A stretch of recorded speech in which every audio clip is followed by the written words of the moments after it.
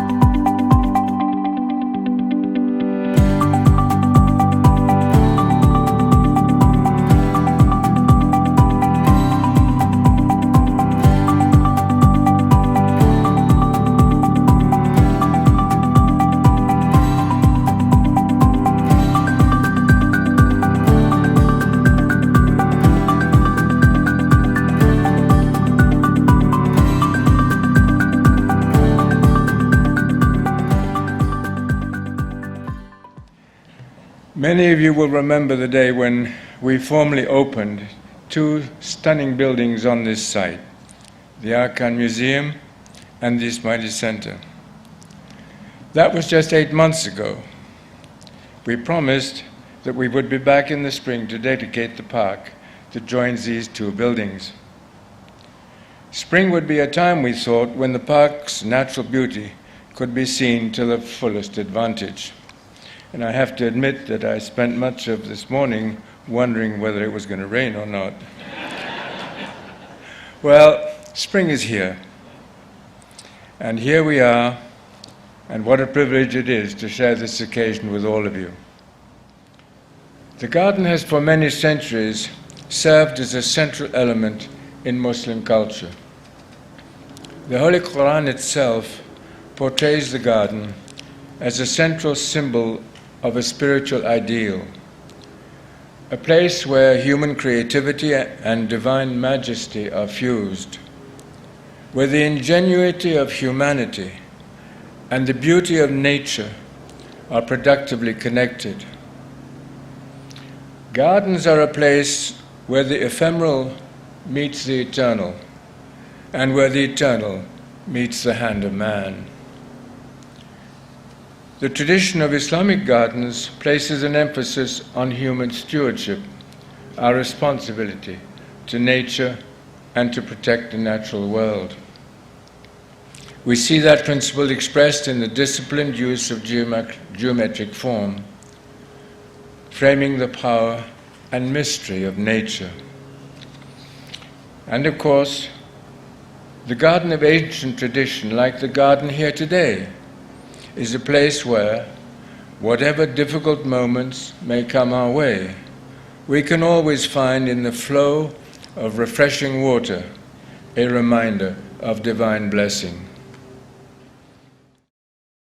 Yali Madad, welcome, bienvenue. My name is Zain Velji, and welcome to tonight's Friday Night Reflections, and more importantly, Navroz Mubarak. We are celebrating Navroz this weekend, and tonight's program kicks off our festivities for celebration of Navroz over the course of the next several days, virtually and with your families in person all across this great country. Whether you're joining us from the West Coast in beautiful British Columbia or the East Coast, or in Calgary like myself, or that dreaded place some people like called Toronto, welcome to tonight's program. And yes, of course, welcome to all of you across the world as well. We know that there's a few of you smuggling this great Canadian-produced content to your shores of the United Kingdom, Asia, or you folks in the United States. While our borders might be closed, we are certainly more than happy to have you join us tonight or whenever you're viewing this program. Now, this is my fourth time hosting Friday Night Reflections. I've, of course, strong-armed the organizers into doing so. So thank you for having me back. You might notice I'm not sitting in front of my standard clearance-priced HomeSense painting, and you are correct. There's a reason for that, although I should mention there are some relics of past episodes. If you look behind me, there's the elephant, also known as the elephant in the room. But you will notice I'm not in front of that painting. You might be asking yourself why. Well, the reason is very simple. Tonight, I'll be interviewing President Ameerally Kassim-Lakha. Now, if you know President Kassim-Lakha, not only does he have very inspirational, heartfelt remarks, he also has an excellent room. So, to compete with him, I am sitting in a different part of my house. In fact, this is not even my house. I am sitting in a corner of an IKEA while everyone eats $1 yogurt. This is actually perhaps illegal, but we'll see if I get kicked out. Only a matter of time. Now, tonight's theme is Navroz, which means tonight we will start with my interview with President Ameerally Kassim-Lakha for a discussion on the reflections of 2020, what this pandemic year meant to us, what it should mean to the Jamat going forward, and also talk to him on a lighthearted note about his life. You know, this has been a year for a president who probably didn't expect to address the Jamat weekly over YouTube and Friday Night Reflections. What this year taught him as a leader, what this year taught him about the strength and the opportunity presented within our Jamat. From there, we'll learn how to prepare some snacks for this weekend's celebrations. We'll hear from our beloved headquarters Mukis, Mukanis, Kamyas, and Kamyanis, representing all of our Muki, Kamyan, Mukani, Kamyani across the country. And then we'll conclude with some special musical expressions specifically made for this Navroz occasion. But without further ado, here is my interview with President Ameerally Kassim-Lakha. President Saib, thank you so much for taking the time to chat with me. You know, I want to jump right into it. We're sitting here in March of 2021. Take me back to March of last year. You know, we were talking about the coronavirus. We hadn't even had the term COVID-19 in our communal lexicon, so to speak. Canada had just declared that we were closing our borders. We as an international community, had just called this a pandemic. As a leader of our Jamat here in Canada, what was the first thought that went through your mind when you heard about what was coming and what was on our doorstep as a country, but also as a community? You know, Zain, it kind of takes me back to the beginning of last year in early January. We made a decision that there was a possibility that the risk to Canada would escalate, the risk to Jamat would escalate.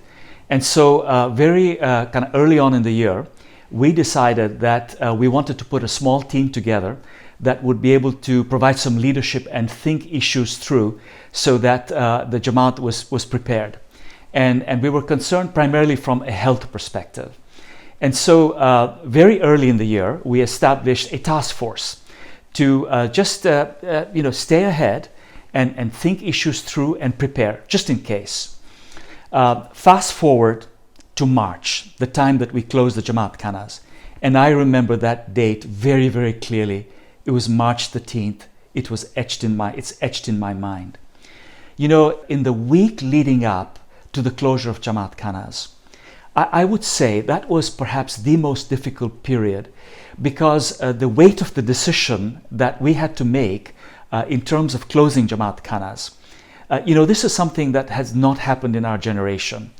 And it was something that was going to be so impactful on the Jamaat. And, as a set of leaders, we wanted to make sure that we did not make this decision prematurely in a hurried way, but in a consultative way, and of course with guidance. And it was a tough decision. I will never forget. It was a very tough period for us as leadership. It was an even tougher period for the Jamaat. Yeah, I want to double click on that week and that date a little bit more, if it's okay with you, because, right now in retrospect, it seems like the decision to close Jamaat Khana was a no-brainer. We saw this pandemic rage on a year. We saw that it was actually, in fact, global. The toll it's taken on lives and livelihoods. It seemed like an obvious choice. But in that moment in time, you were dealing with such a vacuum of both information and criteria and how to kind of make this decision. What did that teach you about two things? And maybe I'll start with the first. What did that teach you about leadership? What did that teach you about your capacity for leadership in that moment in time, if we double click on that particular time period? What it taught me, Zain, is that it's very important to be surrounded by subject matter experts and to consult with them on a very, very regular basis, but on a very meaningful basis when you have to make such difficult decisions.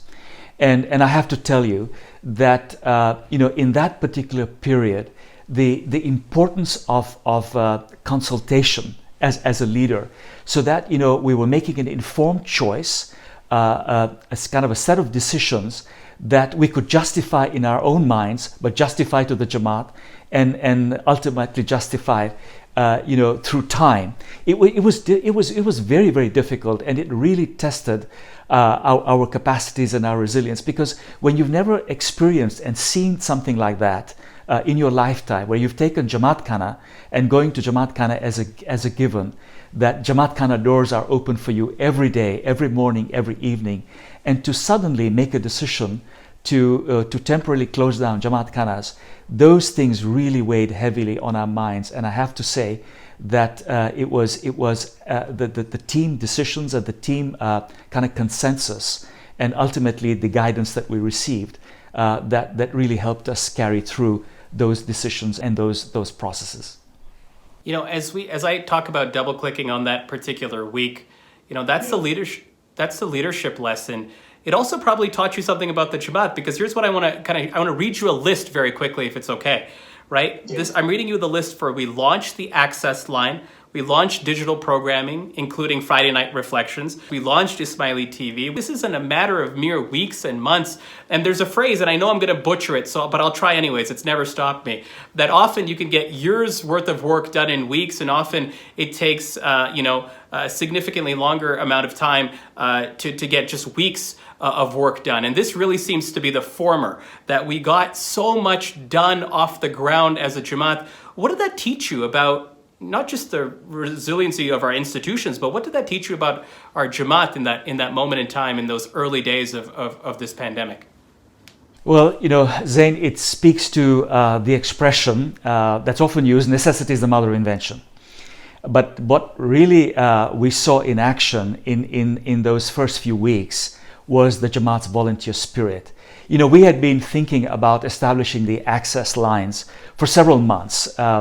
And we'd been thinking about the digital platforms that are available to the Jamaat. How do we broaden their reach? How do we deepen their reach, etc.? And they were able to do things within matter of days and weeks, like you said, that would have otherwise taken us months.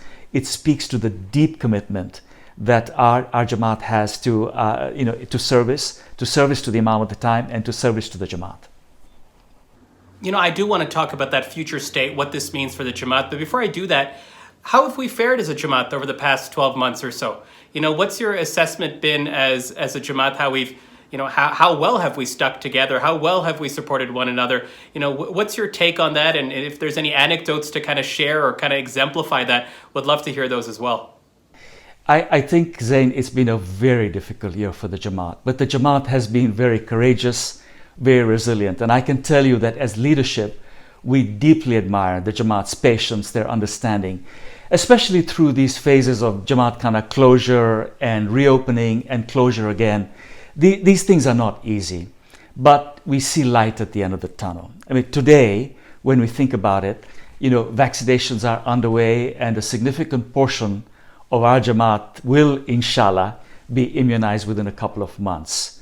So I think that, the Jamat's understanding, there have been such few complaints from the Jamat about the reopening process and, their experience when they return to Jamat Khanas and the closures again. Jamat has shown a lot of gratitude, a lot of understanding, a lot of patience, and we recognize that.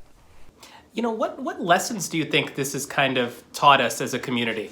And maybe I'll use that as both the Smiley community, but even more broader, as a leader more broadly. What lessons do you think this has kind of taught us looking back in the year that was? And, it's hard to comment on history while you're living it, because we still are. In many ways, this thing is not over. But if you were to kind of give me your preemptive or initial take on what lessons we've learned or what lessons we should be learning, what would they be in your mind?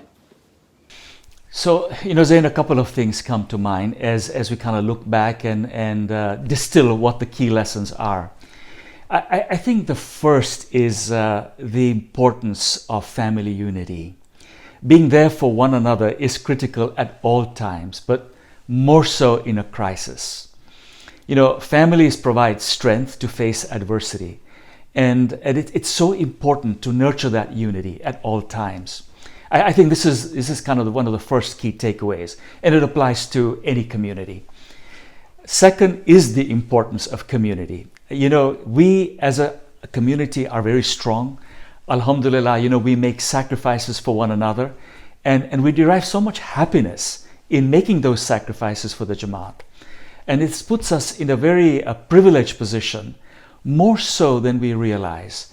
A lot of people don't fully realize how fortunate we are as a Jamaat because of the support structures we have, the volunteers that we have, and the selfless work that the volunteers carry out. So I would say that the value of community is definitely a second lesson. And then third, I would say, is our faith. And our faith can carry us through any adversity. We are so fortunate to have Haz Imam's guidance. He has been throughout the pandemic, providing us with so much guidance, blessings. Every couple of weeks, months, Haz Imam has provided a message to the Jamaat globally. These things give us confidence. They give us the strength that we will come out of this crisis stronger, more positive. So I think these are I would distill it to these three lessons. It's the importance of family unity, community, and faith. Tell me about a bit as we look into the future, what are some of the trends you see coming up that COVID has perhaps accelerated in some ways, if I can say, perhaps has catalyzed in a certain degree? And I'd maybe even like to get your classification as to what you think are trends that might be short-lived and what you think COVID has done to produce net new realities for us going forward. Well, look, the first thing, Zain, is that I think a world of opportunity will belong to those who see what's on the horizon and capitalize on it. And that's why it's important to understand the trends. The pandemic has accelerated trends in e-commerce, in telehealth, in online education. 80% of post-secondary programs today are available online. It is now estimated that 25% more workers will need to change their occupations due to digital disruption relative to when the pandemic started. So, these are important things for all of us to take into account and keep in mind as we think about our individual futures. But if we look at specific trends that I think the community as a whole needs to be aware of, which the general public recognizes, the experts keep talking about, is that, first of all, remote work and virtual meetings, these things will become the norm. They're going to be part of the way in which business is conducted. And then I think the second kind of very important thing to recognize, because it's going to impact on jobs, on employment, is the increased use of robotics and automation. The reality is that the future of work as a result of the pandemic has arrived much faster. And I think the third kind of trend is that the mix of occupations is going to shift towards more forward-looking technologies. Again, we've been speaking about that for such a long time, but these are realities that we have to face. And I think a fourth thing to highlight is that shopping behaviors that have emerged through the pandemic are going to remain. And I bring that up in particular because a lot of the Jamat is focused, for example, on the retail industry and needs to be aware of what the implications are going to be. So, the Jamat has to think about these things, remain ahead of the curve, and plan for some of these trends that we're going to have to adjust to. Let's talk a little bit about what our post-pandemic sort of mindset looks like. We've discussed many things around certain accelerations that we're going to see professionally. If you were to kind of give the Jamat advice on the mindset that they need to equip themselves with, albeit the caveat that we're still living in this history that is, what would you tell them? I would say to the Jamat that we should not think that change is over and that the world will return to what it was before the pandemic. There is need for creative and flexible thinking to address future problems. And those people who demonstrate those innate qualities will find it easier to identify opportunities and address the challenges that lie ahead. I think opportunities will be available to those who are deliberate and who take action. We need to position our families, we need to position our children in the best way possible, and we need to be anticipatory. I think that's the mindset that's required moving forward from here. You've listed quite a few things there. I want to kind of try to tease a few of them out, but maybe I'll try to get personal for a second, which is, that change is always constant, and paraphrasing your point here, that going forward, it's going to be an undue reality in terms of what we face. What's something that's kind of changed for you? Like maybe an assumption that you've held going into the pandemic. Was there any change that you took from either a strongly held conviction of how to do things or the way things were done to maybe having this pandemic expose otherwise?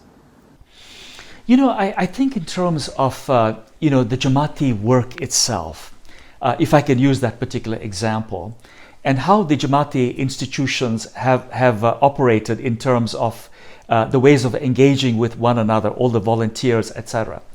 And in the early months of the pandemic, there was this kind of strong desire to see life go back to normal, and that we have those kind of very close interactions amongst all the volunteers, amongst the leadership, etc., and having that personal contact. But I'm using this as an example, as time has gone by, and I'm looking at the efficiencies that have emerged through pandemic, how people have just embraced the technologies that are available and embraced the efficiencies that come with it.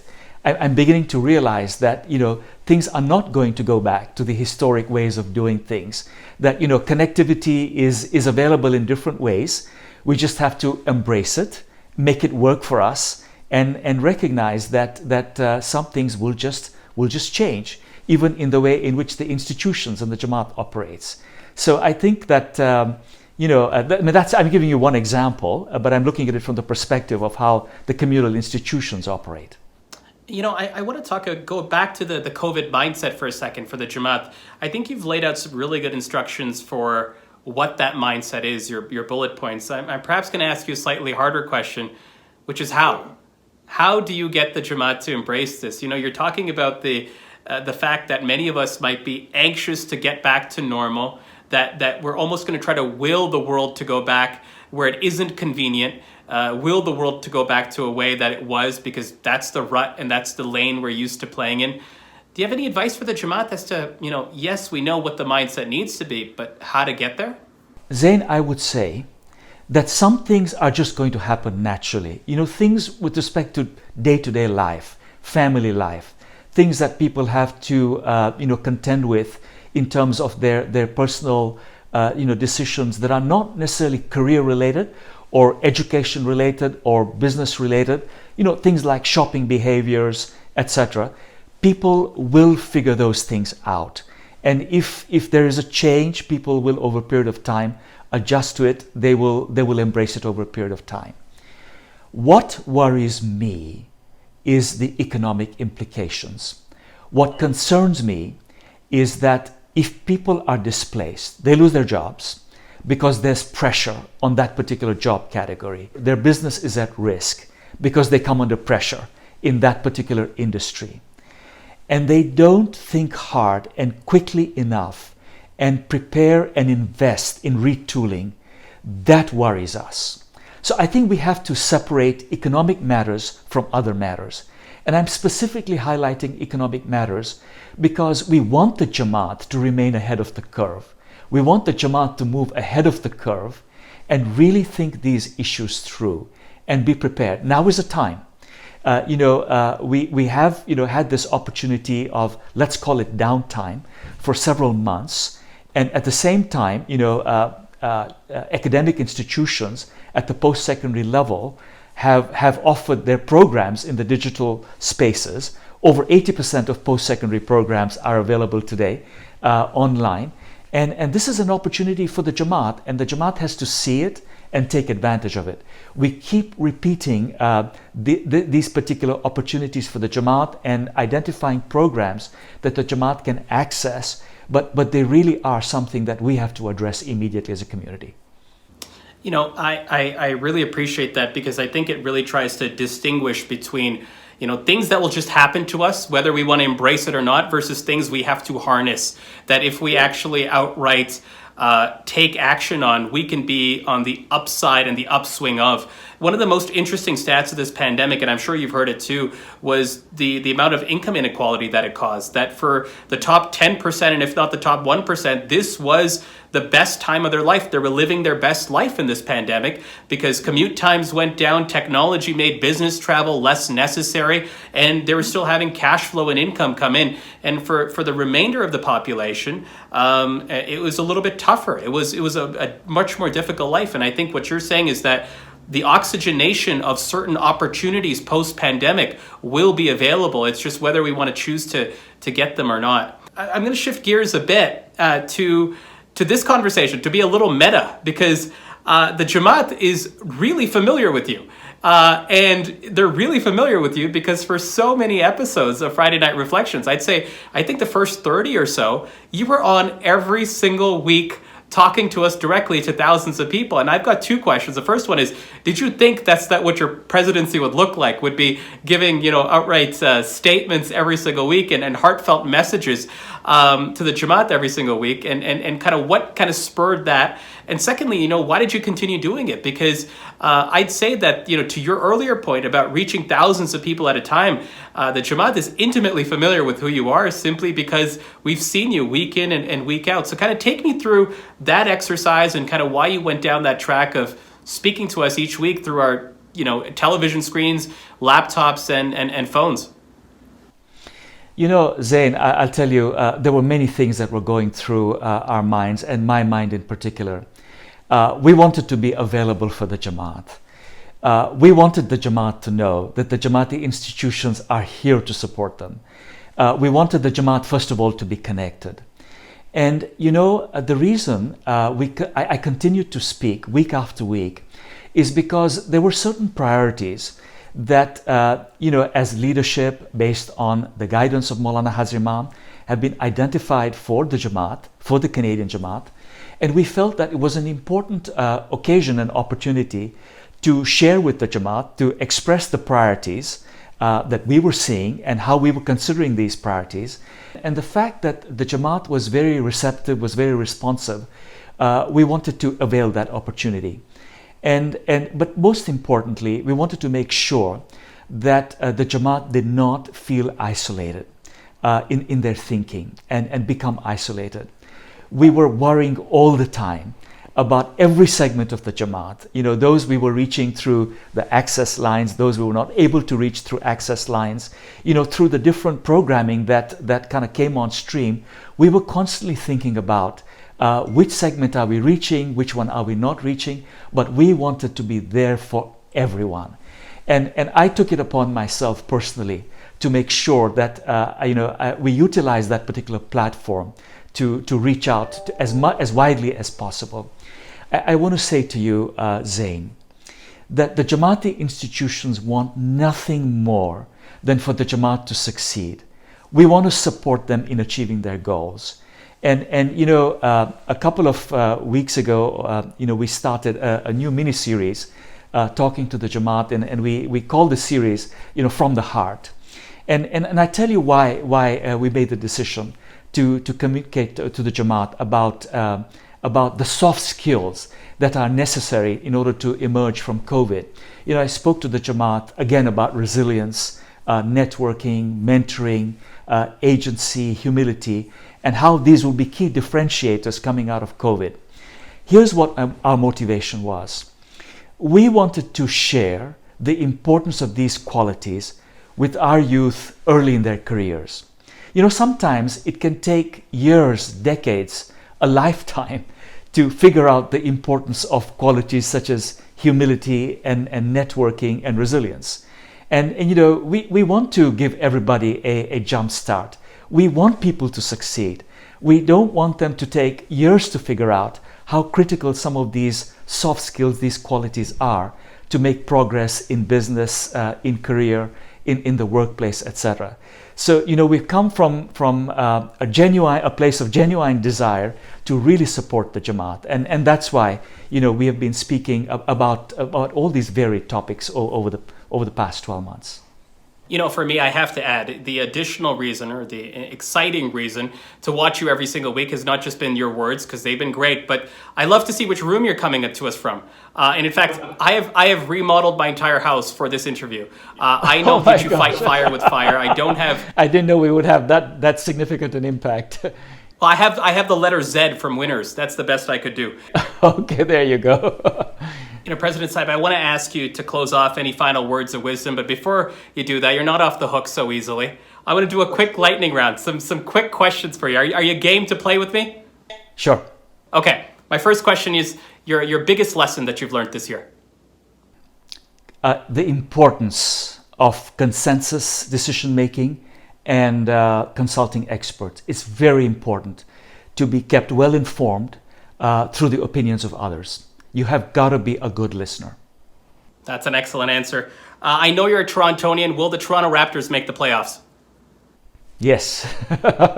Very, very presidential diplomatic answer. I like that there. Last couple of questions. What book are you reading now? Anything interesting that you're reading? You know what? I've actually reread Justice and Remembrance. I read it before by Reza Shah Kazemi, and every time I read it, I derive so much more from it, and it really kind of helps put everything that we're experiencing through this pandemic in perspective. Another great answer. Okay, final two questions for you. What's your Navroz tradition? We are celebrating Navroz with this week's episode of Friday Night Reflections. Do you and your family have a Navroz tradition that you generally go through? Biryani, that's a constant. Fantastic. I mentioned earlier on the program that I tried to make some biryani and it was a miserable failure. So I'm glad it is biryani from a trusted vendor, if not making it yourself. President Saib, the last question I want to leave you with, or ask you, is what wisdom do you have for us going forward? I think we took a pretty nice drive through the year that was, March to March in many ways. We kind of talked a bit about the future. Anything you want to leave us with? Any high-level thoughts you want to part us with? Sure. Well, look, there's a couple of things I want to bring up. First is, I want to say to the Jamaat, prepare for the future. There's no point in preparing for careers and businesses that will decline. Continuing education is more important now than ever before. But I want to say to the Jamaat institutions are here to support every step of the way. I want to thank our volunteers who have been outstanding. Without them, everything that has been achieved to support the Jamat, our efforts, would not have been possible. And I do want to wish the Jamat Navroz Mubarak and our most sincere prayers for the Jamat's happiness, their success, and barakat. I mean, thank you so much, President Saim. Navroz Mubarak to you too. Thank you for taking the time to go through this conversation, to kind of do a little bit of a retrospective of the year, but also look at the future in terms of both the opportunities and the challenges and how to harness them. So thank you so much for your time and really appreciate the conversation. Thank you, President Kassim-Lakha, for that fantastic conversation. You know, I learned a lot about not just what you see for us as a Jamaat, but what this year was like for you, having to lead in such unprecedented and unpredictable times. So thank you for sharing those stories, for sharing those anecdotes, and for sharing what the future in your mind looks like for us individually and together as a Jamaat. You know, for many of us, this time of year means one thing: holiday specials. That's right, I'm talking about holiday specials like Home Alone for Christmas or something else for every other holiday. But you can now add one more type of special. That's right, Navroz specials. Thanks to Ismaili.tv, we actually have original content for you. Just like Netflix, cancel your subscription. Just like Crave, cancel that too. Apple TV, gone. Amazon Prime, gone. Because all you need this weekend is Ismaili.tv. That's right, we have got 3 specials specific to Navroz that are airing. Let me read them out to you because these are pretty interesting. The first one that we have is called Hafiz and the Half Seen Adventure, airing on the Ismaili TV tomorrow. This is an animated children's program, so make sure to check that out. Also airing tomorrow, Pebbles and Penguins, a recollection of life from Navroz 2020 all the way down to Navroz 2021 through music and poetry. And also on Sunday evening is the Ismaili TV premiere of Hope Springs Eternal, exploring the meaning and history of Navroz and touching on the many ways the festival is celebrated across the world alongside the significance of the half scene. So, like I said, cancel those subscriptions, maybe just for the weekend, but cancel those subscriptions on Netflix, on Crave, on Amazon, because we've got the Ismaili TV that has you covered. Speaking of having you covered, you might be thinking, okay, I've got the Friday Night Reflections done. I've got this special content, the original content done. What else do you need? Of course, so you know the answer. It's food. Well, to celebrate the Kushali and Navroz cuisine, we have got that covered for you too. Take a look at some of the Navroz recipes. Hello, Yali Madad. My name is Armina. I want to virtually welcome you to my kitchen. Navroz Mubarak to all of you.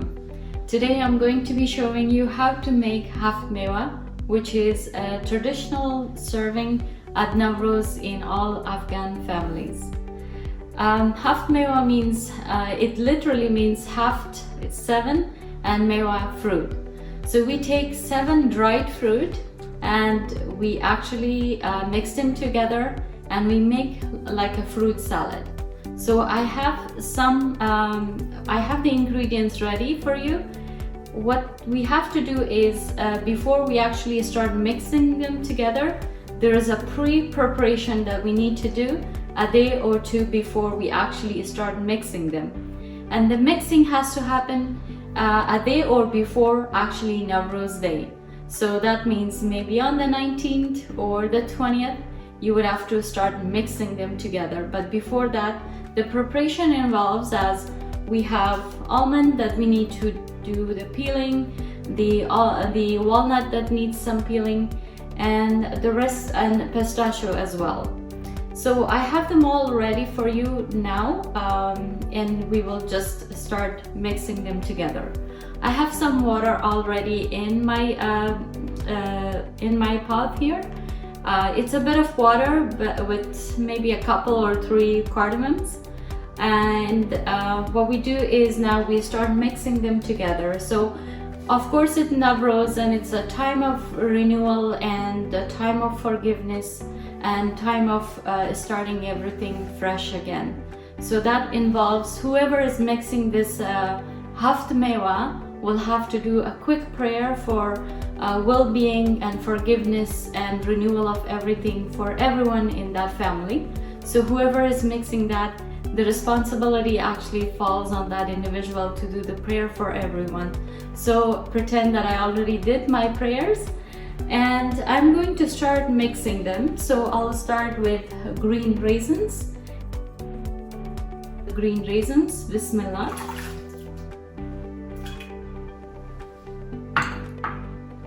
I have, as you see, almonds already peeled.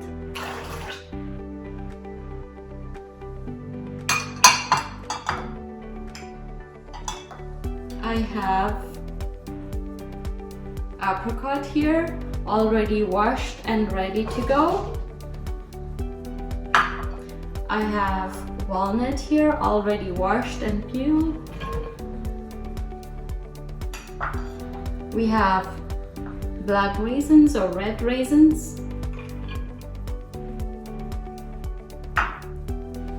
And I have pistachio ready to go. This is silverberry, which is very unusual to find, but we find them at all Afghan and Iranian store around Navroz. So now that we mixed and put them all together in this jar, I have filtered water that I'm going to mix it here.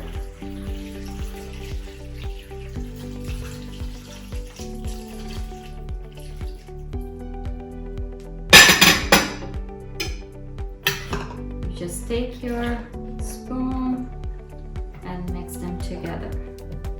Now this one, we will have to keep them in a cold temperature for about 24, maybe 48 hours before it's ready for Navroz and for serving your guests and families. So this is now going to go in the fridge, definitely in a pot maybe that you can cover, and put it in a cold temperature for 24 to 48 hours for Navroz. And I'm going to quickly now show you once it is ready to serve or to be served. Hello and welcome back again. So this is 24 hours after we actually mixed our dried fruit to make the haft mewa. So again, a warning that this is a serving with a lot of nuts, so please be mindful of whoever has nuts allergy. So now our haft mewa is ready to be served. Normally if you have a lot of family and friends gathering, then you can maybe put them first in a bigger jar like this, and then from that you can serve as they wish. So we have here our servings ready, and this is how you will just pull it out and maybe just go deep to get some raisins, because the raisins normally go and swim down. Now we have them ready and ready to serve it to our friends and families. I hope that gives you a good insight of how to make haft mewa. For those who normally make it, then it's easy, but for those who are trying it for the first time this year, give it a try and hope you enjoy that. And with that, from all of us and our families to all of you and your families and friends, Navroz Mubarak. May you have a wonderful year ahead. Thank you. Yali Madad. What an incredibly moving piece. You know, I know many of us have been missing the faces and the voices of our Muki Kamrias and Mukani Kamrianis in Jamat Khana. So to introduce our next segment and to talk to us a little bit more about how she celebrates Navroz herself, I want to hand it off to our correspondent, Medina. Over to you. Thank you so much, Zain. It's absolutely my pleasure to be here today. Navroz Mubarak to all of you from the land of sunshine and greenery, cherry blossom trees and delicious tea. It's just the introduction you get to have when you live in beautiful Victoria. It's been an exciting weekend for my family and I. My mother went out yesterday to get dried nuts to prepare for haft mewa.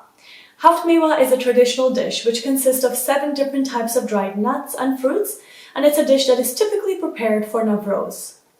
For us, it's been a family tradition of many years to take haft mewa to morning Jamat Khana and commemorate Navroz with everyone there. We also wear Afghani attire on Navroz Day, and we have family and friends over for some chit-chat, which typically turns into a haft mewa eating contest. But nonetheless, It is a day where we have lots of fun being in company of each other. I know that for many of us, Navroz celebration will look different this year. Although we can't have family and friends over to celebrate, my family and I still make it a point to dress up like I have done here, prepare delicious haft meva, and have a blast during our virtual hangouts. So I really hope that you will also take this opportunity to gather with your family and friends, of course virtually, to celebrate and wholeheartedly welcome the significance of Navroz, which is New Day. As you know, a number of Jamat Khana have recently been opened on limited capacity basis in parts of the country where circumstances still permit. That still means that, of course, many of us will not be able to attend Jamat Khana to commemorate Navroz. So, on your behalf, we have asked our headquarters Mukhi Kamriya and Mukhiani Kamriyani Sahibas to reflect on what kind of year it has been and to bring special Navroz greetings on behalf of all of our Mukhi Kamriya and Mukhiani Kamriyani across Canada. I really hope that you enjoy it. The hardest part of the past year has been not being able to see all the Jamat in person. Something that we found difficult as we saw individuals facing this firsthand was the inability for families and friends to physically gather to either celebrate events such as weddings or to gather during difficult times such as the loss of loved ones. Inshallah, as we slowly move back towards normalcy, we will value the opportunity for social interactions. The hardest part of the past year was particularly during a murid's final days and hours when they have passed away. Pre-COVID, we would visit the hospital and meet with the murid and their family and offer prayers.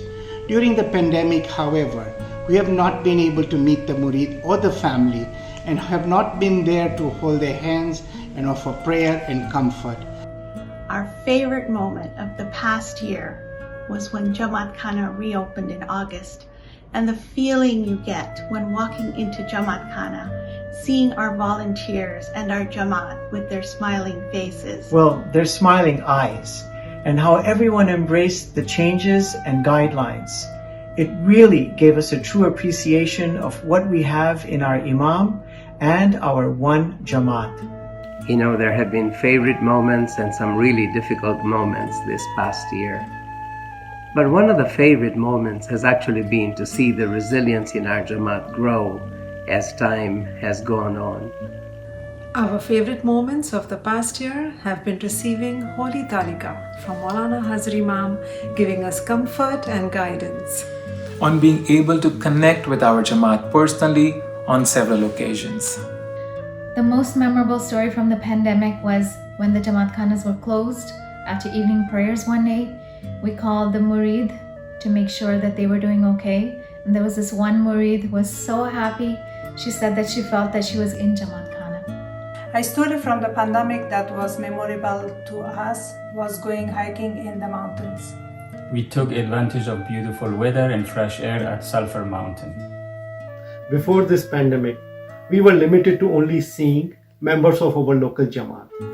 However, this pandemic allowed us an opportunity to connect and interact with Jamaati members worldwide as we formed global bridges and connections. We truly experienced what it means to be one Jamaat. So something from the pandemic that has been memorable for us has been the Friday night reflections. It's been amazing to see how when Jamat Khanas closed and we lost that connection with each other, it was Friday night reflections that actually helped us to stay connected and remind us of the large community that we have that is able to support us during such a challenging time. The other thing that's been amazing about Friday night reflections is learning about all of the history, recognizing all of the Murids, our brothers and sisters that play amazing roles in society, right from journalists to business people to medical professionals. The most memorable experience for us in the past year was going for long walks with our families and watching Friday night reflections.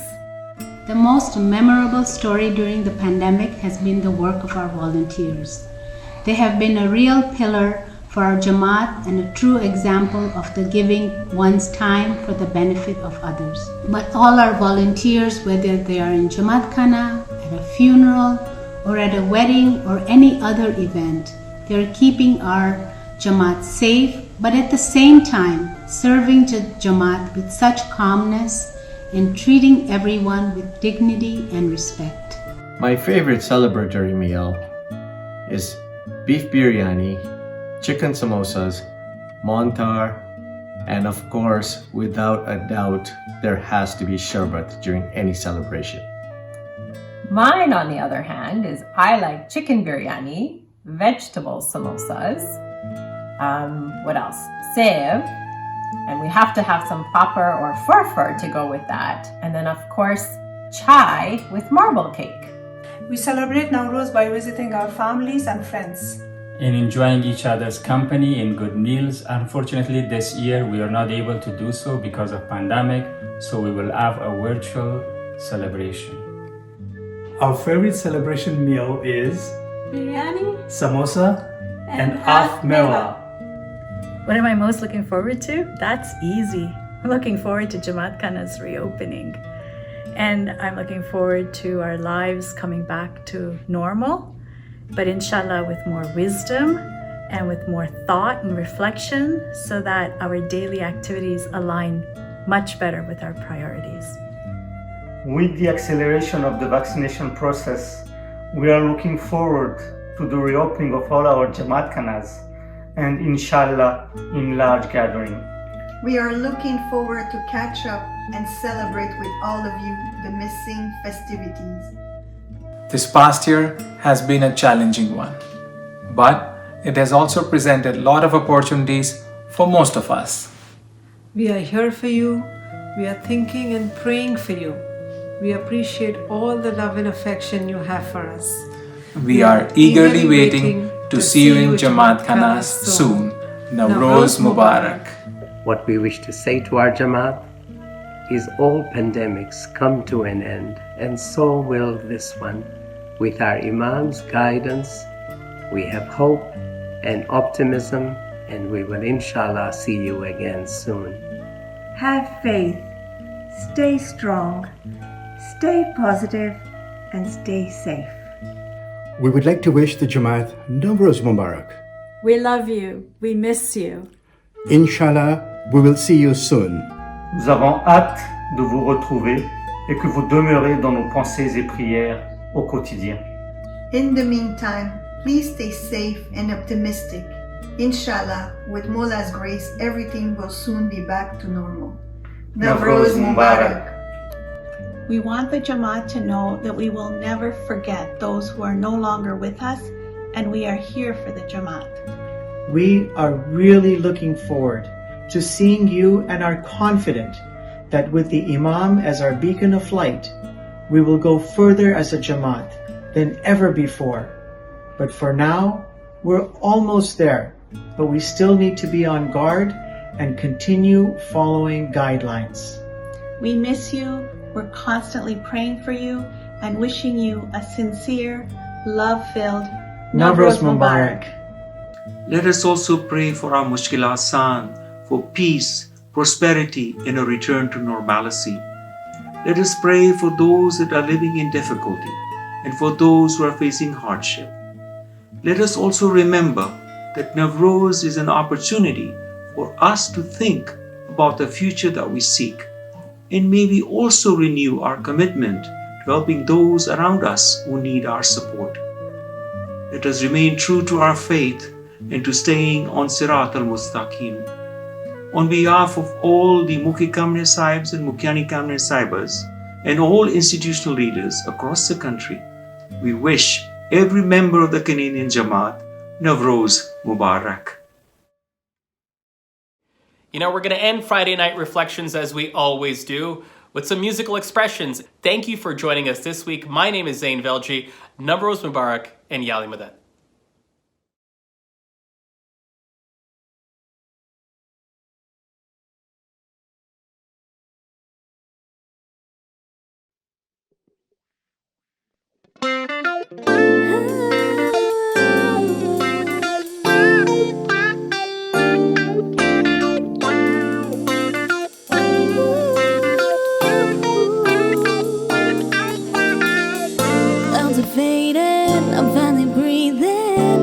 the egg lit up.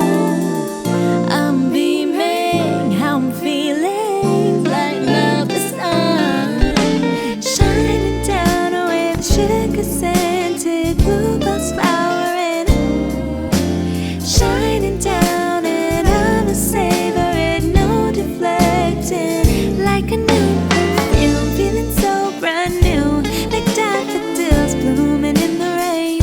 Got my new perfume, mellow in my room, like sandalwood burning through the flame. It's been a while since I smiled like this. It's like the season changed. All the rain dripping down my window pane. Never once it doesn't feel so. Bluebells flowering, I'm a savor it, no more wallowing. Stars are showering, I'm a savor it, no more wallowing. Like a new perfume, feeling so brand new, like daffodils blooming in the rain. Got my new perfume, mellow in my room, like sandalwood burning through the flame. Like a new perfume, I've been feeling brand new, like daffodils blooming in the rain. Got my new perfume, mellow in my room, like sandalwood burning through the flame.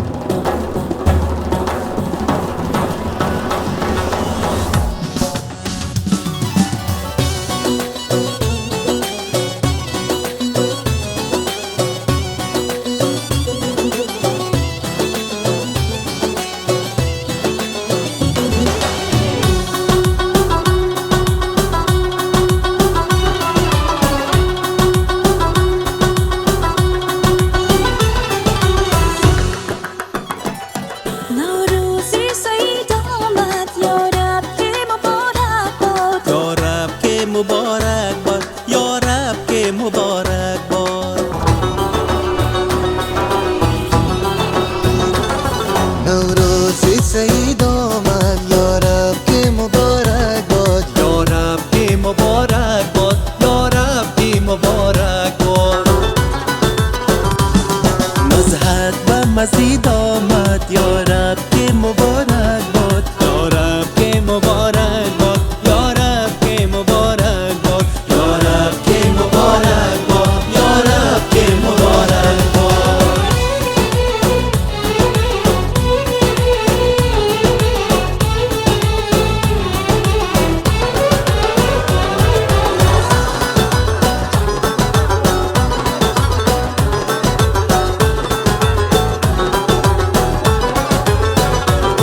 منشور سرور آمد اشرق به سرور آمد تفریح و سرور آمد یا رب مبارک باد. منشور سرور آمد اشرق به ظهور آمد تفریح و صدور آمد یا رب مبارک باد. نوروز سعید آمد یا رب که مبارک باد Ya Rab ke mubarak bad. یا رب که مبارک باد.